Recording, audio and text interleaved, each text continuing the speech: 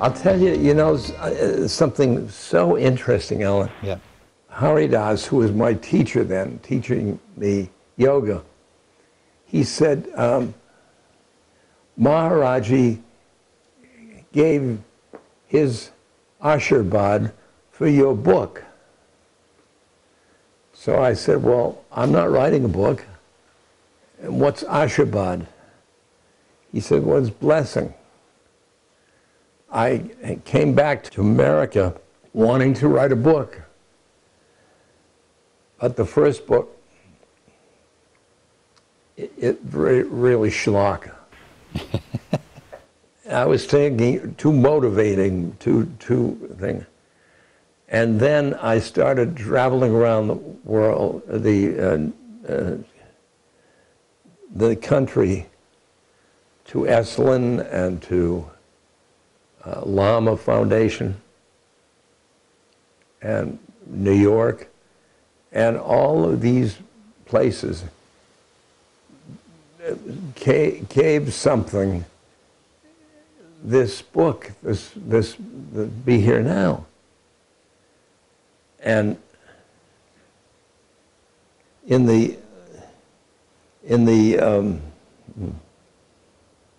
New York, the Sculptor Studio, they were a series of lectures, and this woman,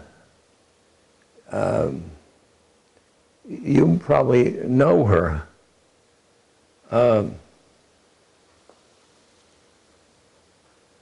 Lillian North. Lillian was a stenographer, and she wrote down all my words. And then she came to me. I was leaving for California, and she built a stack of typed manuscript. Here's your words. I said, you know, put them in the trunk of my car. So then the next stop, I wanted to go to Eslint. And the Eslint gave me this address. This is the Bleibtraus. You're staying with them. So the guy opened my trunk and to take out my bag, and he said, "What is that?" Those are my words. Could I take it in my office? Here you are. And he said, there's jewels in this thing, places that you really were on in the lectures.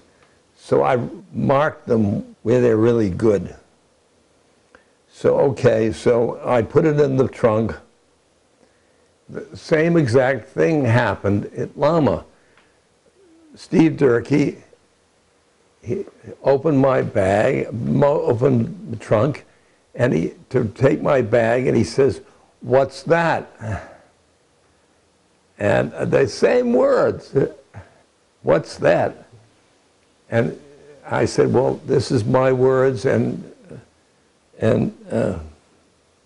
Bleibtraus wants to." Took a pencil, and then Steve took it out and took it with him. And then there were so many artists at Llama, and we all spent with these stories. How did they picture? And one of them had to say, "Oh, I'll do that. Tanny, ooh, I'll do that." And that book has sold the guys with you is what's it? Because I don't know. 2 million. 2 million copies. Can you imagine that? 2 million? Holy mackerel! Be Love Now should sell twice as many as that in the next 10 or 15 years when it's really needed here, because it's kind of transform or die on this planet. As Barbara Marx Hubbard said, we're in an evolutionary spiral. Either we're going to make it collectively or it's going to hit the fan, if you know what I mean. Yep, she's right. Yeah, I want to go to another one of these excerpts. These are quotes from Be Here Now. And but particularly because I know a lot of people are type A, if you know what I mean. They've got goals. You've given up. Now we don't have to be enlightened, or if it comes, whatever, through the grace of being in the moment. You say here, you can only go at the rate you can go, and when you're done, you're done. The only thing you can ask is that you keep awakening at the fastest rate at which you're capable. You can't go any faster than that. And whether you think you're going to make it in this lifetime or not doesn't really make that much difference as long as you keep going. Talk a little bit about that, and also this idea of grace, grace of a guru, grace of a saint who somehow finds us and their presence in our life, like Maharaji in your life, helps the process in some way. I think you go from moment to moment to moment and wring from the moment that the juice of that particular moment, this moment now, this moment, and then go into that moment.